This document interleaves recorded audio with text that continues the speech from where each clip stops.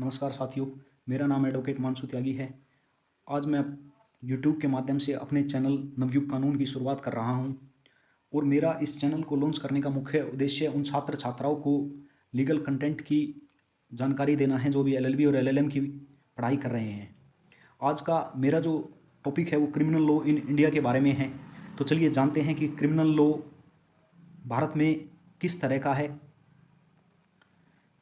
Criminal law in India का जो मेरा टॉपिक है, इसमें हम बेसिकली क्रिमिनल लॉ को दो तरीके से पढ़ेंगे कि एक तो क्रिमिनल लॉ वो जो ब्रिटिशर्स के आने से पहले क्या क्रिमिनल लॉ की स्थिति समाज में रही है और ब्रिटिशर्स के आने के बाद क्रिमिनल लॉ के अंदर क्या क्या बदलाव आए हैं।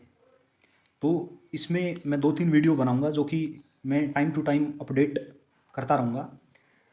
आज का जो हमारा क्रिमिनल लॉ है उसका मुख्य उद्देश्य जो एम है वो है to punish the guilty and protect the innocent, कि अपराधी को दंडित किया जाए और बेकसूर को बचाया जाए।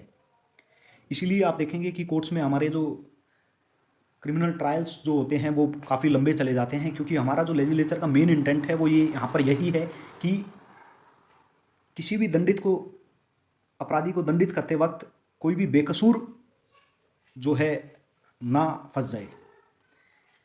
तो सबसे पहले हम जानते हैं लॉ के बारे में कि लॉ, जिसको हम कानून कहते हैं हिंदी में, लॉ क्या है। तो law can be define as a set of rules and regulation that are established and enforce by a governing authority in a particular जुडिक्शन।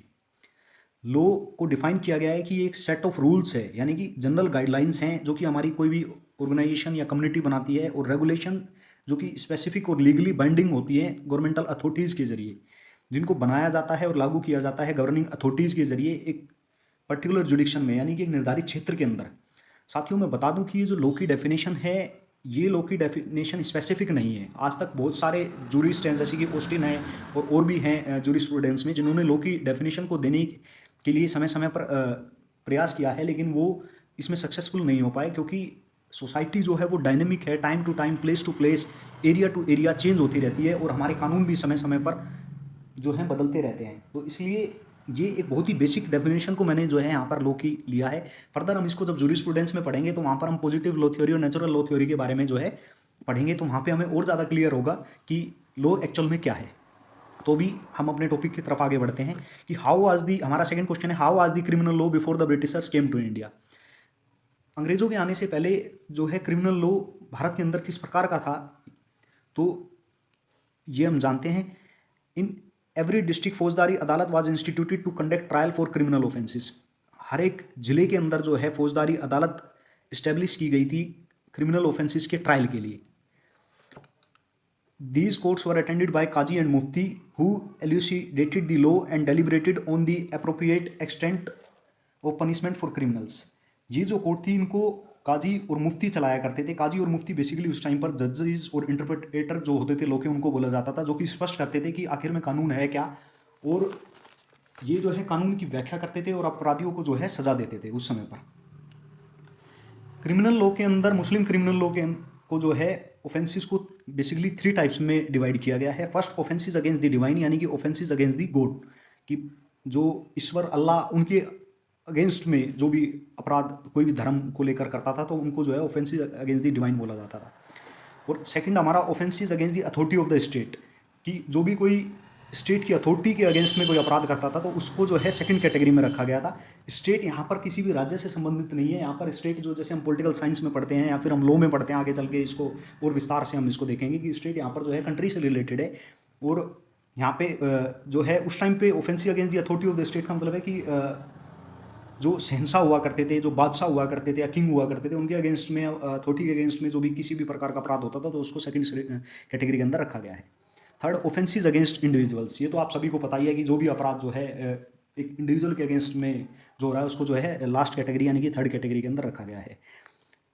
Next हमारा है, under Muslim law the court have administered 3 types of punishment for the aforementioned crimes. जो ये ऊपर जो अपराध दिए गए हैं इनके लिए पनिशमेंट जो है वो मुस्लिम क्रिमिनल लॉ के अंदर निर्धारित की गई थी, जो कि हमारी फर्स्ट है हाद फिक्स पेनल्टीज, जिसके अंदर ये बताया गया है कि एक स्पेसिफिक पनिशमेंट जो है एक पर्टिकुलर ऑफेंस के लिए मिलती थी और ये इक्वली अप्लाई होती थी मुस्लिम और नॉन मुस्लिम्स के ऊपर। सेकंड है ताजीर। ताजीर यानी कि डिस्क्रिशनरी पनिशमेंट। डिस्क्रिशनरी पनिशमेंट जैसे कि आज भी हम आगे जब आप सीआरपीसी को पढ़ेंगे तो वहाँ पे मे और सेल शब्दों का इस्तेमाल होता है।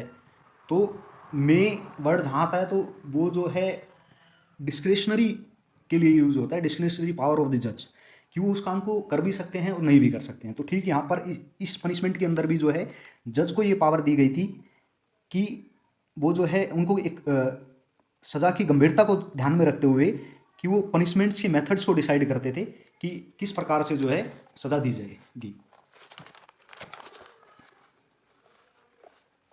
थर्ड है किसाज यानी कि रिटेलिएशन, एंड दिया यानी कि ब्लड मनी।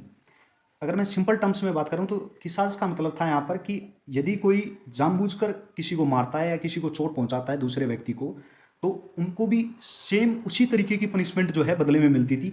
जैसे कि ये इसका एक एग्जांपल है, it means life for life and limb for limb, यानी कि जीवन के बदले जीवन और अंग के बदले अंग। अगर कोई किसी की जान ले रहा है तो उस व्यक्ति की भी जान ले ली जाती थी। अगर कोई किसी के अंग को भंग कर रहा है यानी कि अंग को चोट पहुंचा रहा है या, तो उसको भी सेम उसी प्रकार की जो है पनिशमेंट मिलती थी। अब इसकी आलोचना मुस्लिम लॉ की क्यों ज़्यादा हुई? In Muslim law there was a distinction made between murder and culpable homicide based on the weapons use rather than the intent of the guilty party.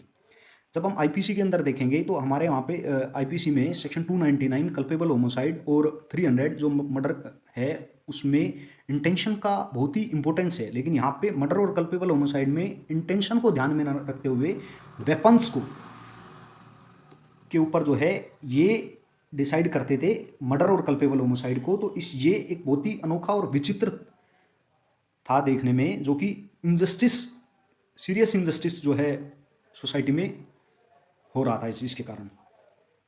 Second है in cases where a person was murder and they did not have any children to seek justice और receive compensation, Muslim law did not have any specific rules, a young heir had to wait until they were older to punish the murderer और receive compensation. यदि किसी व्यक्ति का murder कर दिया जाता था और उसके कोई बच्चे नहीं होते थे जो उसके लिए न्याय मांग सकें या किसी प्रकार का उनको कंपनसेशन मिल सके, तो मुस्लिम लॉ के अंदर किसी भी प्रकार के ऐसे कोई स्पेसिफिक रूल्स नहीं थे जो उसके हायर को जो है उस टाइम पे या उसके किसी रिलेटिव को कोई भी कंपनसेशन या जस्टिस प्रोवाइड कर सकें। तो उसका जो भी कोई हायर होता था उसको वेट करना पड़ता था कि वो बड़ा हो जाए, मेजर हो जाए, और मेजर होने के बाद वो जो है पनिश कर सके मर्डरर को और या फिर किसी प्रकार का कंपनसेशन जो है वो रिसीव कर सके। मुस्लिम क्रिमिनल लॉ के अंदर सबसे ज़्यादा जो हमने यहाँ पे पढ़ा था दिया ब्लड मनी, अब उसी के बारे में यहाँ पे क्रिटिसिज्म में बताया गया है कि सबसे ज़्यादा जो लीस्ट इफेक्टिव रूल था जो कि क्रिटिसिज्म के अंदर हम पढ़ते हैं, जो क्लोज था वो था दिया। इसका मतलब था कि a person who killed someone could avoid punishment by paying money to the family of the person they killed. अगर किसी व्यक्ति ने किसी की को मारा है तो वो उसके परिवार को जो है कुछ पैसा देके पनिशमेंट से बच जाता था, तो जिसके कारण जो है सोसाइटी में इसको जो है एक हार्मफुल प्रैक्टिस माना जा रहा था, जो कि सोसाइटी इसको के अंदर इसको जो है ठीक प्रैक्टिस नहीं माना जाता है। फोर्थ है मुस्लिम लॉ के अंदर किसी भी प्रकार का कोई सेपरेशन नहीं था पब्लिक लॉ और प्राइवेट लॉ के बारे में। क्रिमिनल ऑफेंस को कंसिडर्ड किया जाता था एज अ प्राइवेट मैटर, और ये जो आइडिया था उस टाइम का, ये ना केवल विक्टिम को हार्म कर रहा था बल्कि ये बता रहा था कि सोसाइटी भी जो है उस टाइम पर प्रॉपर तरीके से डेवलप नहीं थी। जैसे कि आज अगर हम बात करें तो दो तरीके का right in rem and right in personam हम पढ़ते हैं। तो क्रिमिनल लॉ को जो है बेसिकली राइट इन रेम माना जाता है, it's offence against the society at large, लेकिन उस टाइम पे इसको जो है एक प्राइवेट मैटर माना जाता था। तो ये बताता है कि उस टाइम पे सोसाइटी इतनी ज़्यादा जो है डेवलप नहीं थी। साथियों, ये इसका पार्ट 1 है। पार्ट 2 जो है हम नेक्स्ट वीडियो में पढ़ेंगे। अगर आपको मेरी ये वीडियो पसंद आए तो आप लाइक करिए, सब्सक्राइब करिए और बेल बटन दबा कर रखिए, जिससे मैं और मेहनत करूं और आपके लिए नोट्स के साथ साथ जो है लीगल कंटेंट समय समय पर लाता रहूं। Thank you.